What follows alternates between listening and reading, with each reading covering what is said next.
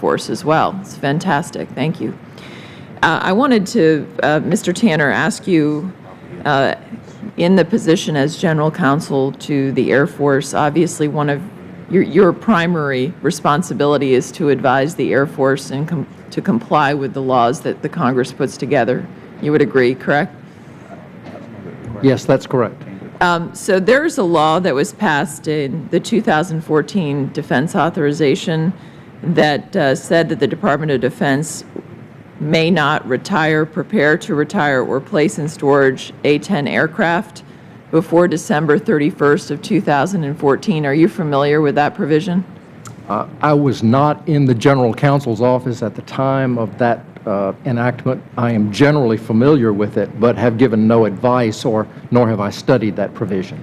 Well, if you're confirmed to this position, you will have to give advice to comply with all of our laws. And this law says that that the Department of Defense can't retire, prepare to retire, or place in storage A-10 aircraft, not just by the end of the fiscal year, but by the end of the actual calendar year.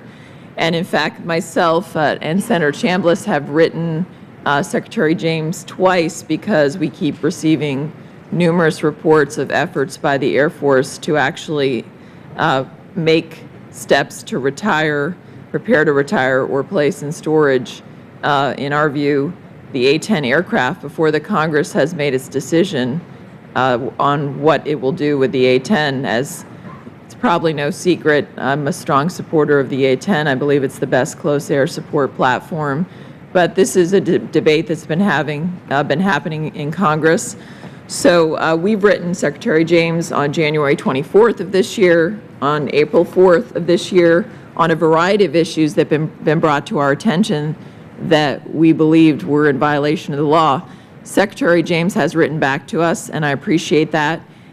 In one instance, at least, she has said that in responding to our concerns, that she would not implement some of the changes that were being made through the budget year.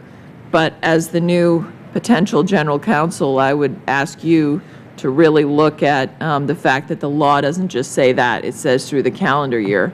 Now, if Congress acts differently, then obviously you will take that into account, but will you commit to me to carefully review that law and to follow it? Yes, ma'am. As General Counsel, it is my job to ensure that the Air Force fully complies with the plain meaning of the laws and regulations by which it's bound, and to advise its senior leadership on what compliance with those laws really mean. Well, thank you. I appreciate it.